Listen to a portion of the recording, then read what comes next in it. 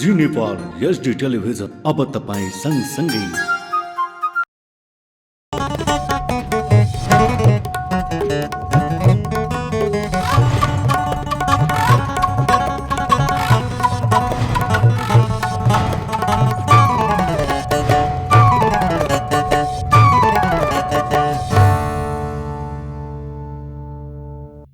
नमस्कार, जी नेपाल न्यूजमा स्वागत छ। म दिव्या चेम्जोङ। सुरु गरौँ प्रमुख समाचारका शीर्षकहरूबाट।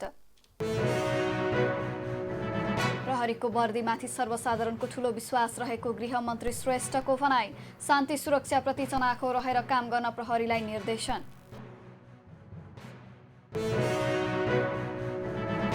उपचुनावका लागि चितवन 2 मा रवि लामिछानेको उम्मेदवारी दर्ता। निर्वाचनमा स्वस्थ प्रतिस्पर्धा होस् भन्ने चाहना रहेको जिकिर।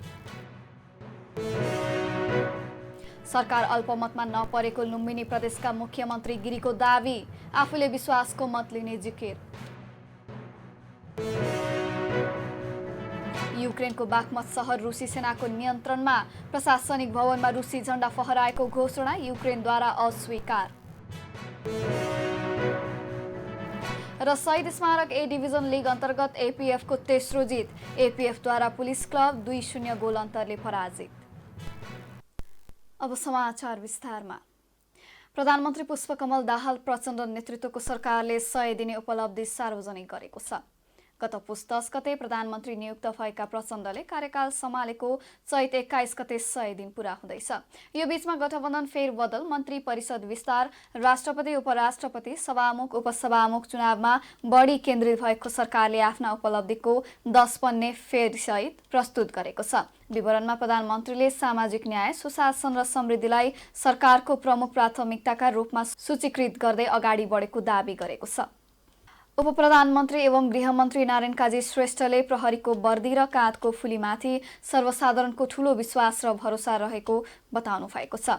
सोमबार नेपाल प्रहरी प्रधान कार्यालयको निरीक्षण भ्रमण गर्दै गृहमन्त्री श्रेष्ठले उपस्थित प्रहरी कर्मचारीहरूलाई शान्ति सुरक्षाप्रति चनाखो रहेर काम गर्न पनि निर्देशन दिनुभयो।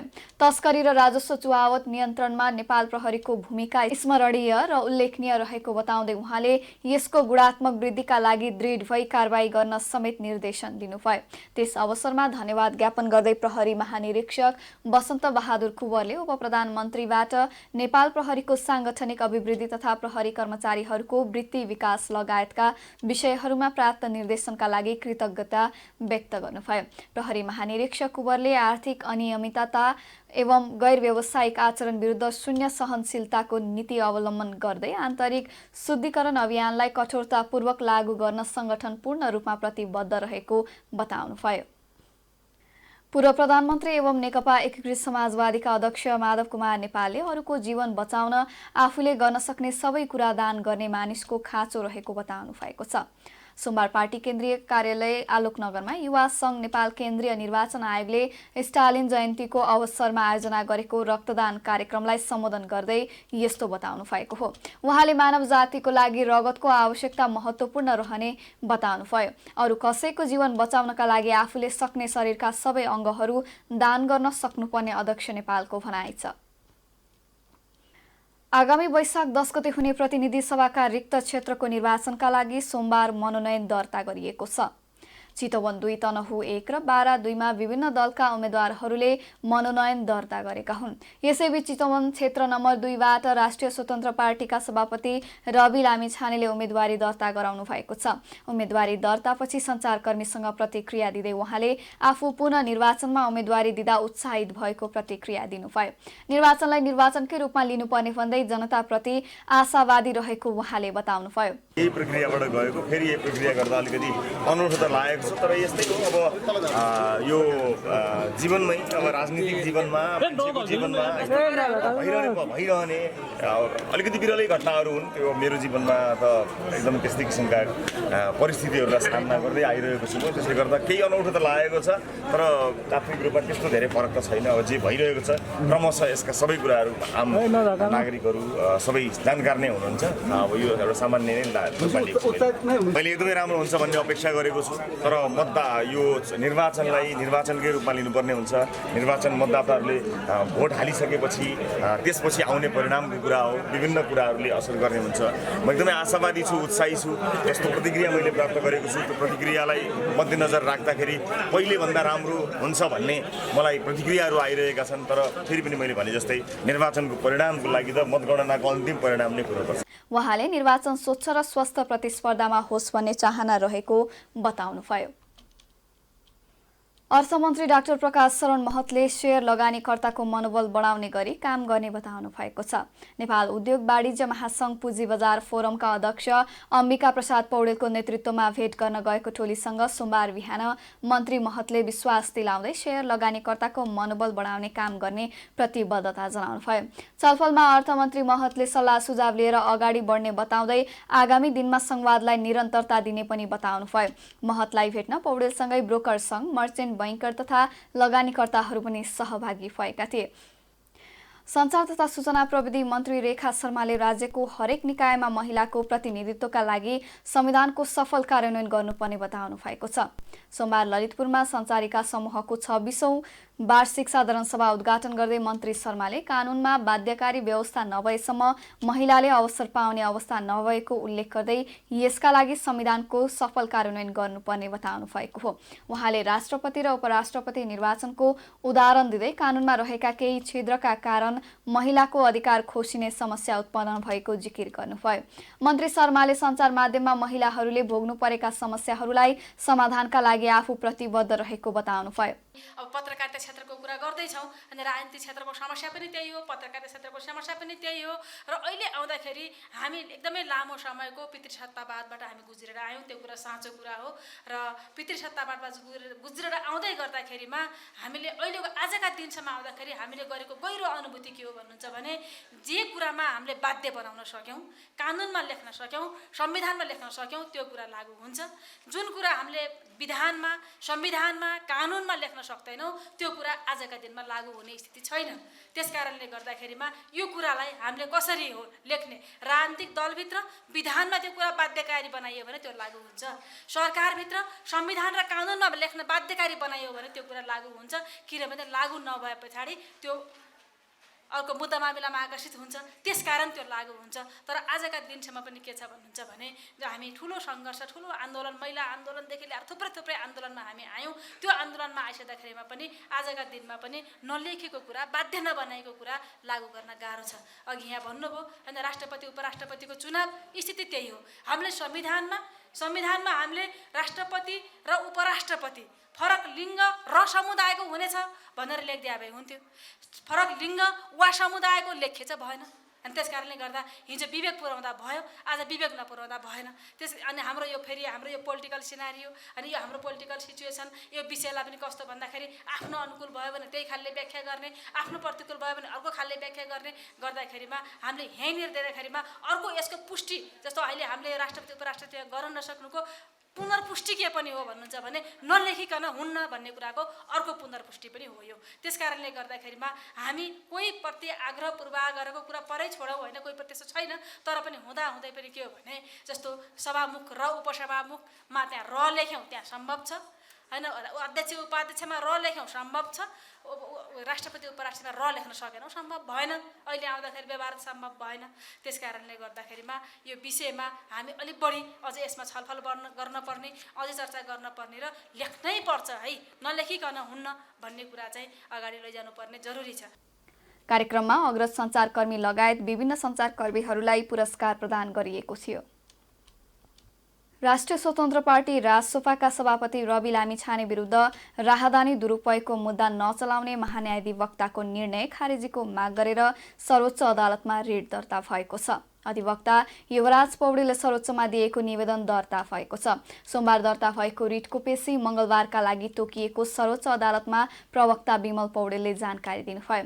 रवि लामिछानेले अमेरिकी नागरिकता लिँदा नेपाली नागरिकता नत्यागेको र नागरिकताकै आधारमा लिएको राहदानी दुरुपयोग गरेको भन्दै उहाँमाथि कारबाहीको माग भएको थियो। तर महान्यायाधिवक्ताको कार्यालयले गएको चैत 6 गते मुद्दा नचलाउने निर्णय गरेको थियो। यो निर्णय विरुद्ध सोमबार दर्ता भएको रिटमा अमेरिकी नागरिक भएपछि नेपाली नागरिक भएको झुटो विवरण दिएर नेपाली राहदानी प्राप्त गर्ने कार्य राहदानीको दुरुपयोगयुक्त कसुरजन्य र दण्डनीय कार्य भएकाले पक्राउ गरेर कारबाहीको माग गरिएको छ। लुम्बिनी प्रदेशका मुख्यमन्त्री लीला गिरीले आफ्नो सरकार अल्पमतमा नपरेको दावी गर्नुभएको छ। सोमबार दाङको तुलसीपुरमा सञ्चारकर्मीसँग संक्षिप्तमा कुरा गर्दै उहाँले आफ्नो सरकार अल्पमत परेको भन्ने कुरामा प्रदेश सभामा परीक्षण हुन बाँकी रहेको बताउनुभयो। यस्तै उहाँले विश्वासको मत नपाएको खण्डमा मुख्यमन्त्री भइरहने सवाल नभएको पनि बताउनुभयो। उहाँले विश्वासको मत लिने समय अझै रहेको भन्दै त्यो समयभित्र लिने पनि प्रश्न पार्नुभयो। अहिलेको सरकार असफल भएर अविश्वासको अवस्थामा पुगेको अवस्थामा संविधानको धारा 168 को धारा 3 अनुसार प्रदेश सभाबाट म्यान्डेट पाउनुपर्ने आफूहरूलाई लागेको पनि उहाँले बताउनुभयो। नेकपा एकीकृत समाजवादी पार्टीले आगामी उपनिर्वाचनमा सत्ता गठबन्धनका साझा उम्मेद्वारलाई मतदान गर्न पार्टी पङ्क्तिलाई निर्देशन दिएको छ। सोमबार बसेको पार्टीको सचिवालय बैठकले तीनवटै निर्वाचन क्षेत्रमा हुने उपनिर्वाचनमा गठबन्धनका साझा उम्मेद्वारलाई मतदान गर्ने निर्णय गरेको उपमहासचिव डाक्टर गङ्गालाल तुलाधरले जानकारी दिनुभयो। आगामी वैशाख 10 गते तनहु 1, चितवन 2 र बारा 2 मा उपनिर्वाचन हुँदैछ। तनहुमा काङ्ग्रेसका उम्मेद्वार गोविन्द भट्टराई, चितवनमा काङ्ग्रेसकै जित नारायण श्रेष्ठ र बारामा जसपाका उम्मेद्वार उपेन्द्र यादव गठबन्धन आबद्ध प्रमुख दलका साझा उम्मेद्वार रहेका छन्। नेकपा एकीकृत समाजवादीको प्रमुख सचेतकमा मेटमणि चौधरी चयन हुनुभएको छ। आज बिहान सिंहदरबारमा बसेको एकीकृत समाजवादीको संसदीय दलको बैठकले चौधरीलाई प्रमुख सचेतक चयन गरेको हो। प्रमुख सचेतक भएका प्रकाश ज्वाला भौतिक मन्त्री भएपछि चौधरीलाई सचेतक बनाइएको हो। चौधरी दाङ 1 बाट निर्वाचित सांसद हुन्। उनी यसअघि शहरी विकास मन्त्री भएका थिए। मिटर ब्याजीबाट पीडित भएको भन्दै अर्को टोली काठमाडौँ आएको छ। देशका विभिन्न स्थानबाट काठमाडौँ आएका उनीहरूले मिटर ब्याज तथा ठगी विरुद्ध किसान मजदुर सङ्घर्ष समितिको ब्यानरका साथ प्रदर्शनसहित काठमाडौँको भद्रकालीमा धरना समेत दिएका छन्। हलोसहित प्रदर्शनमा सहभागी भएका उनीहरूले फर्जी तमसुक खारेज गर, किसानको भूमि फिर्ता गर, फर्जी तमसुकका आधारमा भूमि लिलामी बन्द गर, सबै सुदखोरको सम्पत्ति छानबिन गर लगायतका प्ले कार्ड प्रदर्शन गरेका थिए। उनीहरूले आफ्ना माग पूरा नभएसम्म काठमाडौँको शान्ति बाटिकामा बसेर सरकारको ध्यानाकर्षण गराउने जनाएका छन्। यसअघि मिटर ब्याजी पीडितहरूको एक टोली बर्दिवासबाट पैदल काठमाडौँ आएका थिए भने सरकारसँग सहमति भएपछि उनीहरू आइतबार फर्किएका थिए। कुनै समय बडो मुस्किलले कहीँ कतै मात्र प्लास्टिकका भाँडाहरू देखिन्थे। ती बेला बजारमा होस् या भान्सामा माटोका भाँडाहरू मात्र देखिन्थे। तर पछिल्लो समय गाउँदेखि सहरसम्मका बजारहरूमा एक छत्र प्लास्टिकका भाँडाले कब्जा गरेको छ। चाहे त्यो बजारमा होस् या त्यो भान्सामा नै किन नहोस्, जताततै प्लास्टिककै भाँडाले कब्जा गरेको छ।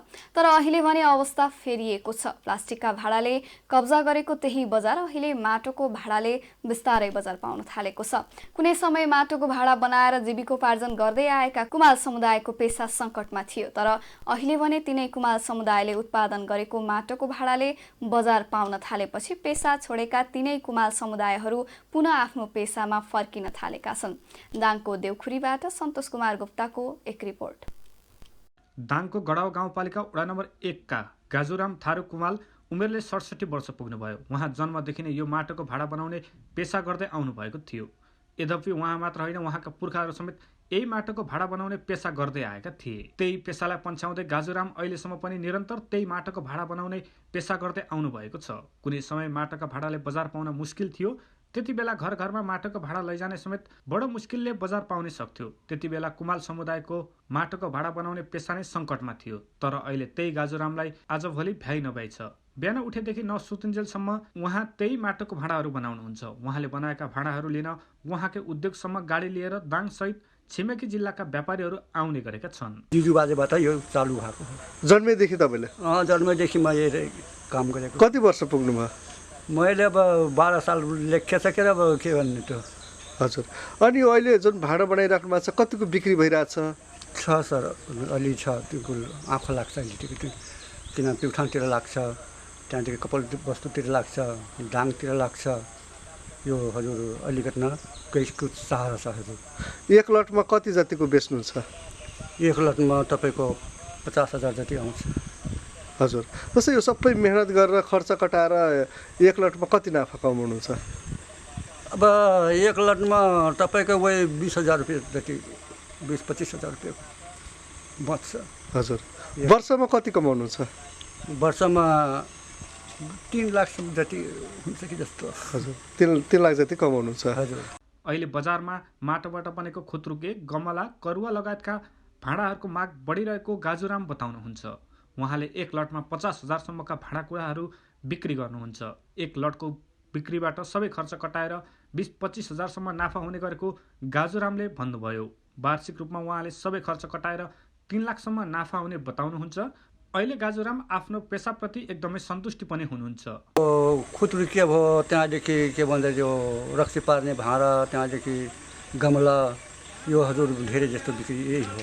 हजुर जस्तै बजारमा प्लास्टिकको भाँडा थुप्रो छन् होइन आइरहेको छ, त्यसको बिचमा पनि यो भाँडाको माटोको भाँडा चाहिँ बिक्री भएको छ? भएको छ हजुर, भएको छ। के भन्छ अब तपाईँको उहाँले प्युठानलाई भने तपाईँको त्यहाँ तिनीहरूले के भने प्लास्टिकको खुत्रुके पनि राखेछ, माटोको खुत्रुके पनि राखेछ। तर खुत्रुके प्लास्टिकको खुत्रुके भन्दा माटोको खुत्रुके बढी बिक्री। जस्तै भाँडा व्यवसाय त माटोको भाँडाबाट तपाईँले कतिजनाको परिवार पालिनु भएको छ?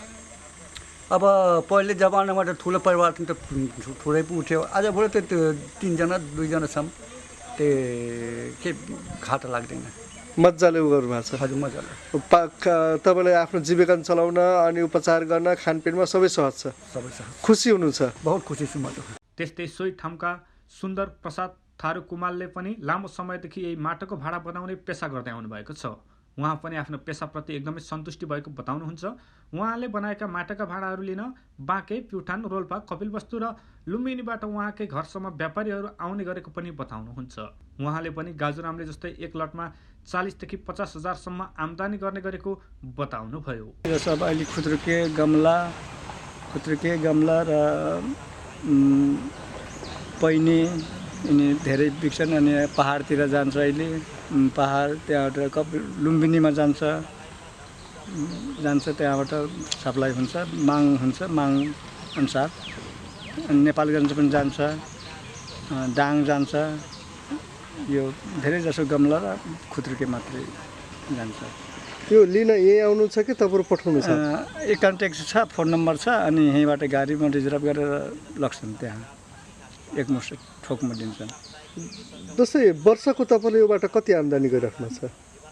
वर्षको त तपाईँको एक लटमा 40-50 हजार कमाउनुहुन्छ। अहिले उहाँहरू जस्तै कुमाल समुदायका नयाँ पुस्ताहरू समेत यो माटोको भाँडा बनाउने पेसातर्फ आकर्षित बन्न थालेका छन्। आफ्नो पेसा व्यवसाय छोडेर अन्य पेसा व्यवसाय रोजेका तिनै कुमाल समुदाय बिस्तारै आफ्नो पुर्ख्यौली पेसातर्फ फर्किन थालेको कुमाल अगुवाहरूको भनाइ छ। कुमाल जातिको माटोका भाँडा बनाउने पुर्खौली पेसा, अहिले त्यो पेसा सुस्त क्रमिक रूपले मौलाउँदै गएको छ। अहिले बजार भाउ पनि राम्रो पाइराखेको अवस्था छ। हरेक रेस्टुरेन्टहरूमा, हरेक होटलहरूमा एउटा गमला बनाउने, कुमाल जातिले बनाएका त्यो गमलाका भाँडाहरू प्रयोगमा आइरहेका छन्। केही समय अलिकति ओझेलमा परेको थियो। बजारका माटाका भाँडा नकिनेर जुन कुमाल जातिले निर्माण गरेका माटाका भाँडाहरू हराउँदै गएको थियो, त्यो अहिले बढी चलिरहेको अवस्था छ। त्यसमा धेरै प्रयोगमा आइरहेको छ। हरेक ठाउँहरूमा यो देउखरीबाट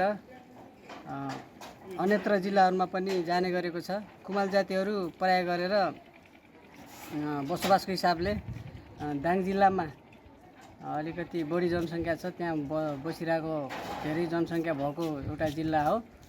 त्यो भएको कारणले पेसा व्यवसाय हरेक तनहुँ, अर्घाखाँची, गुल्मी जिल्लाहरूमा पनि माटोका भाँडाहरू निर्माण हुने गर्छ। र अहिले चाहिँ कुमाल जातिहरू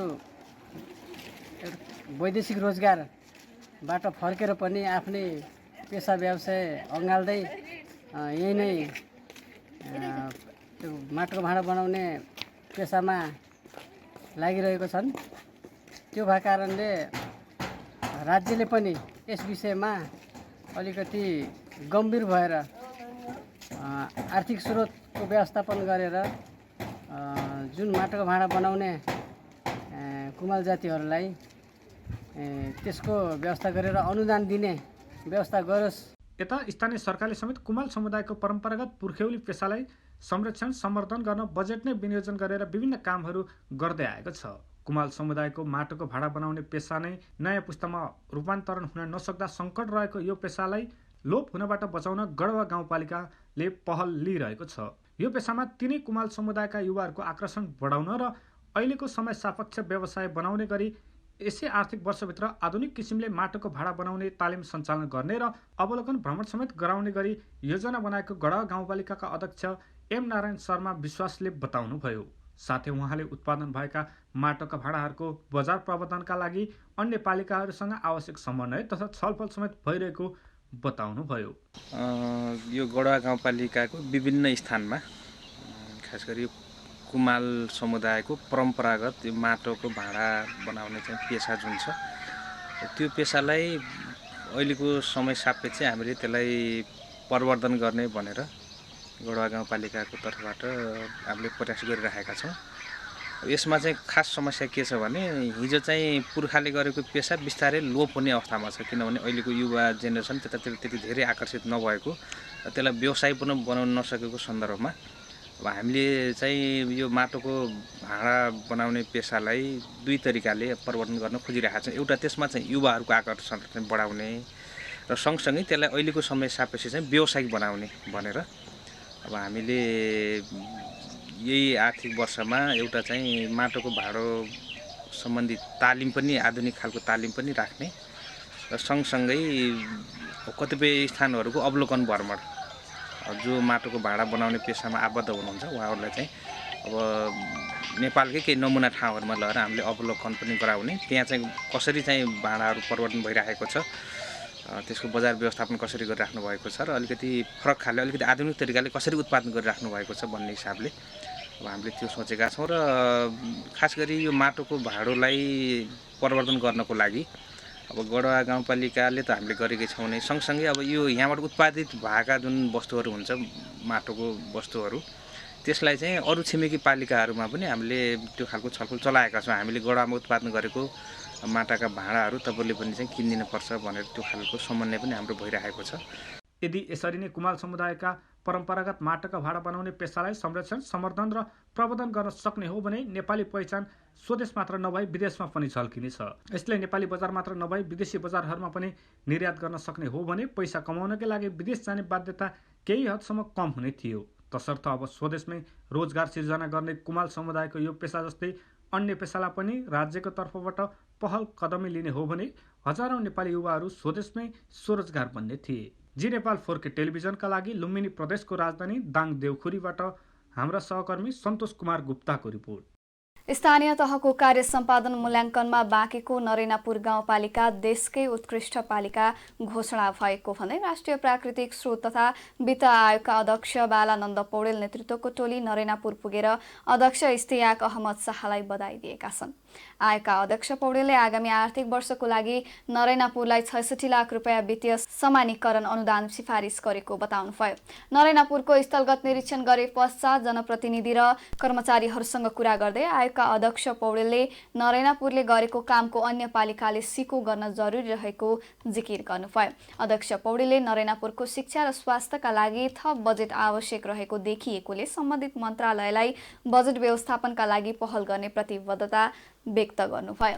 यस्तै राष्ट्रिय प्राकृतिक स्रोत तथा वित्त आयोगका सदस्य विपिन राज निरौलाले संघीय सञ्चित कोषबाट तल्लो तहमा प्रदान गरिने वित्तीय समानीकरण अनुदान सिफारिसका लागि 100 अङ्कभार दिएर आयोगले तयार पारेको कार्य सम्पादन मूल्याङ्कनमा नरेनापुर गाउँपालिकाले पाएको 78.52 अङ्कको आधारमा देशकै पालिका मध्ये सबैभन्दा बढी बजेट पाएको बताउँदै नरेनापुरको विकासका लागि अझ राम्रो काम गर्न सुझाव दिँदै उत्कृष्ट भएकोमा बधाई दिनुभयो। गाउँपालिकाका अध्यक्ष इस्तियाक अहमद शाहले आयोगका अध्यक्ष पौडेल, सदस्य निरौला र गाउँपालिका महासङ्घका समन्वय अधिकृत रबिन पौडेललाई खादामालाले स्वागत गर्नुभएको थियो। पालिकाका प्रमुख प्रशासकीय अधिकृत मणिराम खरालले गाउँपालिकाका जनप्रतिनिधि र कर्मचारीको अथक परिश्रम र कडा मेहनतको फल देशकै उत्कृष्ट गाउँपालिकाको रूपमा दर्ज गर्न सफल भएको बताउनुभयो। आयोगको टोलीले नरेनापुरका अध्यक्ष इस्तियाक अहमद शाह, प्रमुख प्रशासकीय अधिकृत मणिराम खराल, लेखा अधिकृत भरत बस्नेत, वडा नम्बर 5 का सचिव भरत महतो, स्वास्थ्य शाखा प्रमुख नगेन्द्र कुमार शाह, कृषि शाखा प्रमुख सदन भण्डारी, शिक्षा शाखा प्रमुख कृष्ण चौधरी, लेखापाल प्रकाश अधिकारी, सर्भिलेन्स अफिसर विवेक पौडेल वडा सदस्यहरूसँग छलफल गरेको थियो। नेपालगञ्जमा आयोजित नेपाल भारत साहित्य सङ्गोष्ठी सम्पन्न भएको छ। महेन्द्र पुस्तकालयको आयोजना तथा नेपालगञ्ज उपमहानगरपालिकाको आर्थिक सहयोगमा आयोजित सङ्गोष्ठीमा नेपाल र भारतका साहित्यकारहरूबीच दुई देशका साझा सांस्कृतिक सम्बन्धका विषयमा छलफल एवं साहित्य पाठ भएको छ। शनिबार सुरु भई आइतबारसम्म सङ्गोष्ठीमा नेपाल र भारतका साझा भाषा, संस्कृति, अवधि भाषा, साहित्य अनुवादका विषयमा साहित्यकार एवं विद्वानहरू सनत रेग्मी, आराध्य शुक्ला, द्वारिकानाथ पाण्डे, गोपाल अस्कर, डाक्टर रामबहादुर मिश्र र हंसावती कुर्मीले छुट्टा छुट्टै गोष्ठी पत्र प्रस्तुत गरेका थिए। उनीहरूले नेपाल भारतका भाषा संस्कृतिमा समानता रहेको बताउँदै त्यसको प्रवर्धन साहित्य मार्फत पनि हुने भएकाले पुस्तक र लेख रचनाहरू अनुवाद हुनु आवश्यक रहेको बताएका थिए।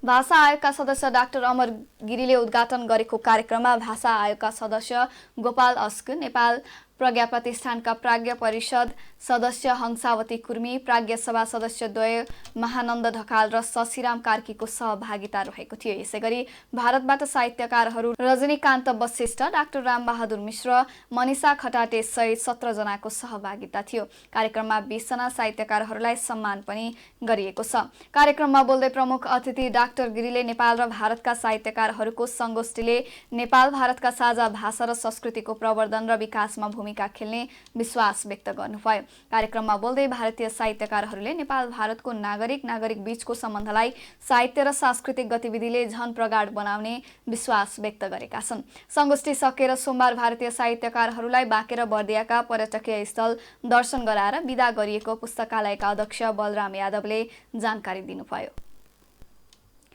निर्माणाधीन राष्ट्रिय गौरवको आयोजना सिक्टा सिँचाइ आयोजनाको पूर्वी नहरको 37 किलोमिटर नहर निर्माण कार्य सम्पन्न गरी पानी छोडिएको छ। यसअघि सो आयोजनाको 42.25 किलोमिटरको पश्चिमी मूल नहर र यसका 5वटा शाखाहरू अकलघरवा, गोहवा, प्रसेनीपुर, पिडारी शाखा, सिदनिया शाखाको खण्डगत रूपमा निर्माण सम्पन्न भएर पानी छोडिसकेको छ। अगैयामा रहेको आयोजनाको मुख्य बाँधबाट पूर्वी मूल नहरको 37 किलोमिटरको निर्माण कार्य हाल सम्पन्न भई पानी परीक्षण गरेर किसानका लागि 39 किलोमिटरसम्म नियमित पानी बगाइएको सिक्टा सिँचाइ आयोजनाले जनाएको छ। सिक्टा सिँचाइ आयोजनाको 37 किलोमिटर पूर्वी नहर र सो अन्तर्गतका 6वटा शाखा नहरको निर्माण कार्य सम्पन्न भएको आयोजनाका सिनियर डिभिजनल इन्जिनियर विशाल यादवले जानकारी दिनुभयो। सो नहरमा पानी छोडिँदा पूर्वी क्षेत्रको राप्ती, सोनारी र नरेनापुरका 4200 हेक्टर जमिनमा वर्षभर सिँचाइ सुविधा पुगेको आयोजनाका सूचना अधिकारी समेत रहनुभएका डिभिजनल इन्जिनियर यादवले बताउनुभयो। उहाँले आयोजनाबाट पश्चिममा 33,766 र पूर्वमा 9,000 हेक्टर गरी जम्मा 42,766 हेक्टर क्षेत्रफलमा सिँचाइ सुविधा पुर्याउने लक्ष्य रहेकोमा हालसम्म पश्चिममा 16,000 र पूर्वमा 4,200 गरेर 20,200 हेक्टरमा सिँचाइ सुविधा पुगेको बताउनुभयो। पूर्वी नहरको निर्माण पूरा भई पानी समेत बगेको देख्दा निकै खुसी लागेको प्रतिक्रिया दिँदै राप्ती सोनारी गाउँपालिकाका अध्यक्ष तप्त पौडेलले अब सिँचाइ सुविधा नभएको 4200 हेक्टर जग्गामा वर्षभर सिँचाइ पुगेकाले किसानलाई ठूलो राहत हुने बताउनुभयो। पूर्वी नहर निर्माणका लागि 2074 साल भदौ 9 गते कालिका कुमार जेवीसँग 3 अर्ब 6 करोड 98 लाख 59,259 रुपियाँमा ठेक्का सम्झौता भएको थियो। बाँकेका भूमिहीन दलित सुकुम्बासीहरूले अहिलेसम्म लाल पूर्जा पाउन नसकेको गुनासो गरेका छन्। बाँकेका भूमिहीन, दलित, सुकुम्बासी र अव्यवस्थित बसोबास गर्ने करिब 57,000 सुकुम्बासीहरूले अहिलेसम्म लाल पूर्जा पाउन नसकेको गुनासो गरेका हुन्। वन ऐनको कारण राष्ट्रिय भूमि आयोगले भूमिहीन, दलित, सुकुम्बासी र अव्यवस्थित सुकुम्बासीहरूलाई जग्गाको लाल पूर्जा वितरण गर्न ढिलाइ भएको जनाएको छ। जग्गा र जग्गाको लाल पूर्जा पाउनका लागि सडक आन्दोलन गर्दा समेत सरकारले वास्ता नगरेको गुनासो गरेका छन्। खजुरा गाउँपालिका वडा नम्बर 6 बस्ने घनसारा थारा मगरले वर्षौंदेखि बसोबास गर्दै आएका तर लाल पूर्जा नपाएका कारणले घरायसी काम लगायत बालबालिकाहरूको शिक्षामा समेत प्रत्यक्ष असर परेको बताउनु भयो। त्यस्तै सुकुम्बासी बस्तीमा बस्ने सोमान रोकाया 2038 सालदेखि बसोबास गर्दै आए पनि अहिलेसम्म लाल पूर्जा नपाएको बताउनु भयो। राष्ट्रिय भूमि आयोग जिल्ला समिति बाँकेका अध्यक्ष श्रवण कुमार यादवले सुकुम्बासीहरूलाई वन ऐन र सरकारका केही नीतिगत कारणले लाल पूर्जा वितरणमा ढिलाइ भएको बताउनु भयो। बाँकेमा अधिकांश गाउँपालिकाहरू वन क्षेत्रमा पर्ने र गाउँपालिकाले समयमा नै तथ्याङ्क उपलब्ध नगराएको बताउनु भयो। अब अर्थ समाचार। शेयर बजार आज पनि दोहोरो अङ्कले घटेको छ। 0.88% बजार घट्दा नेप्से 1871.88 अङ्कमा ओर्लिएको छ। आज 260 कम्पनीका 28,29,426 किता शेयर किनबेच हुँदा 92 करोड 2,49,011.54 रुपियाँ बराबरको कारोबार भएको हो। समग्रमा बजार ओह्रालो लागे पनि कालिन्चोक दर्शन लिमिटेडको शेयर मूल्यमा पोजिटिभ सर्किट लागेको छ। उक्त कम्पनीका लगानीकर्ताहरूले 10% नाफा कमाएका हुन्। त्यसैगरी प्रभु बैंकको ऋण पत्रका लगानीकर्ताले सबैभन्दा बढी 10%ले घाटा बेहोरेका छन्। अब अन्तर्राष्ट्रिय समाचार। रुसी सेनाले युक्रेनको बाख्मत सहर कब्जामा लिएको दावी गरेको छ। रुसी सेनाको तर्फबाट अग्रपंक्तिमा लड्दै आएको वाग्नर सैन्य समूहले बाख्मतमाथि वैधानिक कब्जा जमाएको घोषणा गरेको हो। प्यारामिलिटरी सैन्य समूह वाग्नरका प्रमुख यवगेनी प्रिगोजिनले आफ्नो सेनाले बाख्मत सहरको प्रमुख प्रशासनिक भवनमा रुसी झण्डा समेत फहराएको घोषणा गरेका छन्। महिनौंदेखिको लडाईँमा सफलता मिलेको र बाख्मत सहर पूर्ण कब्जामा आएको उनले दावी गरेका छन्। युक्रेनले भने बाख्मत रुसी कब्जामा गएको स्वीकार गरेको छैन। युक्रेनका सैन्य प्रमुखले आफ्नो सेना अहिले पनि सहरमा टिकी राख्ने प्रयासमा रहेको बताएका छन्, तर बाख्मतमा अवस्था निकै जटिल रहेको बताएका हुन्। अब खेल समाचार। शहीद स्मारक ए डिभिजन लीग फुटबलमा एपीएफ क्लबले तेस्रो जित निकालेको छ। ललितपुर स्थित च्यासल मैदानमा सोमबार नेपाल पुलिस क्लबलाई 2-0 ले पराजित गर्दै एपीएफले तेस्रो जित निकालेको हो। एपीएफको जितमा एडमा डोम्बिया र सबिन गुरुङले 1-1 गोल गरे। खेलको 57औं मिनेटमा डोम्बियाले गोल गर्दै एपीएफलाई सुरुवाती अग्रता दिलाएका थिए। त्यसपछि खेलको इन्जुरी समयमा सबिनले गोल गर्दै एपीएफलाई 2-0 को जित दिलाए। जितसँगै एपीएफले 6 खेलमा 10 अङ्क जोडेको छ। पुलिसले 6 खेलमा 1 अङ्क जोडेको छ। त्यस्तै सोमबार नै भएको अर्को खेलमा सङ्कटा फुटबल क्लबले एफसी खुमलटारलाई हराएको छ। इन्फा कम्प्लेक्समा भएको खेलमा सङ्कटाले खुमलटारलाई 1-0 गोल अन्तरले हराएको हो। सङ्कटाको जितमा जुनियर एन्गुएनेले खेलको 27औं मिनेटमा निर्णायक गोल गरे। सङ्कटाले 6 खेलमा 9 अङ्क जोडेको छ। खुमलटार 6 अङ्क जोडेर 9औं स्थानमा रहेको छ। प्रतियोगिता अन्तर्गत मंगलबार न्युरो टिम र चर्च बोइज तथा जावला खेल र सातो बाटो बीच प्रतिस्पर्धा हुनेछ। ललितपुर महानगरपालिकाले ललितपुरका फुटबल क्लबहरूलाई आर्थिक सहयोग प्रदान गरेको छ। सोमबार आयोजित एक कार्यक्रमका बीच महानगरले ए, बी र सी डिभिजनका फुटबल क्लबहरूलाई आर्थिक सहयोग हस्तान्तरण गरेका हुन्। जस अनुसार ए डिभिजन लीग खेल्ने 6 वटा क्लबहरूलाई रु 4 लाख, बी डिभिजनका 2 वटा क्लबहरूलाई 3 लाख र 4 वटा सी डिभिजन क्लबलाई रु 2 लाखका दरले सहयोग हस्तान्तरण गरिएको हो। त्यस्तै कार्यक्रममा 9 राष्ट्रिय खेलकुद 2079 मा स्वर्ण, रजत र कांस्य पदक प्राप्त गर्ने खेलाडीहरूलाई महानगरले नगदसहित सम्मान गरेको छ। जस अनुसार स्वर्ण पदक प्राप्त गर्ने 22 जनालाई 20,000 का दरले पुरस्कृत गरिएको छ भने रजत पदक प्राप्त गर्ने 18 जनालाई 15,000 र कांस्य पदक प्राप्त गर्ने 18 जनालाई रु 10,000 का दरले पुरस्कार प्रदान गरिएको छ। कार्यक्रममा ललितपुर महानगरका प्रमुख श्री बाबु महर्जनले खेलको विकाससँगै खेलाडीहरूको हौसला बढाउनका लागि महानगरले सहयोग गरेको बताउनुभयो। महानगरपालिकाको योभन्दा अगाडिको 5 वर्ष पनि मैले नै नेतृत्व गरेको थिएँ र अहिलेको 5 वर्षको नेतृत्वको चाहिँ पहिलो वर्ष पनि समाप्त भयो हुन लाग्यो। यसको नेतृत्व पनि मैले नै गरिरहेको छु। तसर्थ यस्तो किसिमको उद्गार व्यक्त हुँदाखेरि हामीलाई अझ राम्रो गरौँ, अझ परिष्कृत तवरले काम गरौँ भन्ने किसिमको इन्करेजमेन्ट प्राप्त हुन्छ। तसर्थ यहाँहरूको उद्गारको निमित्त धेरै धेरै धन्यवाद। अब मैले भन्नै पर्छ, हामीले अन्य क्षेत्रहरूमा जतिसुकै राम्रो काम गरे तापनि जबसम्म यहाँ महानगरका खेलाडीहरू स्मार्ट हुँदैन, हाम्रो महानगरपालिका स्मार्ट किमार्थ हुँदैन। यो चाहिँ हाम्रो बटम लाइन ठहर हो। तसर्थ हामीले हाम्रो महानगरका खेलाडीहरूलाई स्मार्ट बनाउनको निमित्त विभिन्न किसिमका अवयवहरूलाई चाहिँ हामी कार्यान्वयन गर्दै आइरहेका छौँ। यो भन्दै गर्दा उदाहरण स्वरूप हामीले एन्फामा दर्ज भएका एबिसी टिमहरूलाई चाहिँ हामीले जुन किसिमको वार्षिक रूपमा लिग प्रिपरेसनको खर्चको व्यवस्थापन गरेका छौँ, यो एउटा नमुना हो। भने 9 राष्ट्रिय खेलकुदमा ललितपुर महानगर क्षेत्रभित्रका खेलाडीहरूले जसरी 22वटा स्वर्ण पदक पाए, यो चाहिँ चान्चुने कुरा होइन। तसर्थ हाम्रो नाक त एकदमै फुलेको छ, एकदमै हामी खुसी छौँ। र हामीले चाहिँ स्वर्ण पदक ल्याउनेलाई 20,000, एउटा स्वर्ण पदकको अघि एउटा बहिनीले त 4वटा भेट्टाएको छ भनेपछि 80,000 भेट्टायो भने रजत ल्याउनेलाई 15,000 र काँस्य ल्याउनेलाई 10,000 रुपियाँको चाहिँ हामीले व्यवस्थापन गऱ्यौँ। 10औं राष्ट्रिय खेलकुद चाहिँ सुर्खेतमा हुँदैछ, कर्णालीमा हुँदैछ र 2 वर्षसम्म पनि मै मेयर हुन्छु र फरक पर्दैन। अहिले हामीले स्वर्णलाई 20, 15, 10 गऱ्यौँ भने अर्को पटक हामी स्वर्णलाई चाहिँ बढाउँछौँ, त्यही रफ्तारमा अन्य विधालाई पनि हामी बढाउँछौँ। यो भनेको 2 वर्षपछि हो। तसर्थ खेलाडी मित्रहरू तपाईँले चाहिँ यथोचित होमवर्क गर्दै गर्नुहोस् ताकि त्यस्तो किसिमको पुरस्कारबाट पनि तपाईँलाई पुनः पनि पुरस्कृत गर्न पाऊँ। यो एउटा चाहिँ हाम्रो उत्कृष्ट अभिलाषा हो।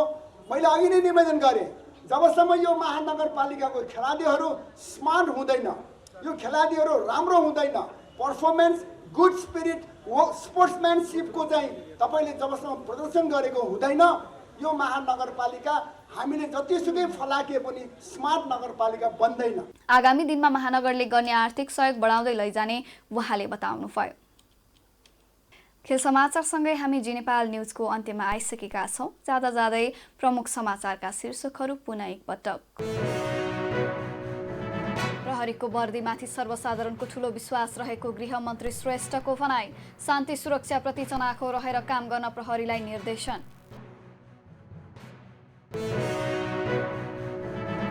उपचुनावका लागि चितवन 2 मा रवि लामिछानेको उम्मेदवारी दर्ता। निर्वाचनमा स्वस्थ प्रतिस्पर्धा होस् भन्ने चाहना रहेको जिकिर। सरकार अल्पमतमा नपरेको लुम्बिनी प्रदेशका मुख्यमन्त्री गिरीको दावी। आफूले विश्वासको मत लिने जिकिर। युक्रेनको बाख्मत सहर रुसी सेनाको नियन्त्रणमा। प्रशासनिक भवनमा रुसी झण्डा फहराएको घोषणा युक्रेनद्वारा अस्वीकार।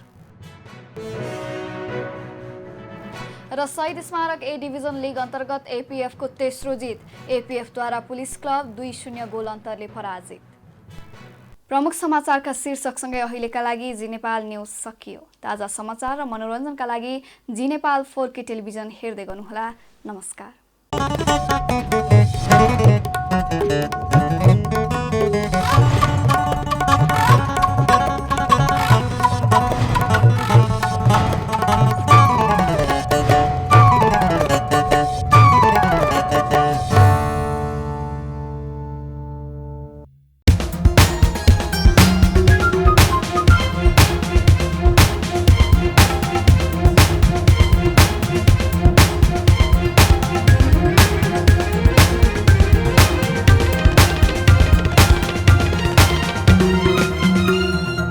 जी नेपाल HD टेलिभिजन अब तपाईँ सँगसँगै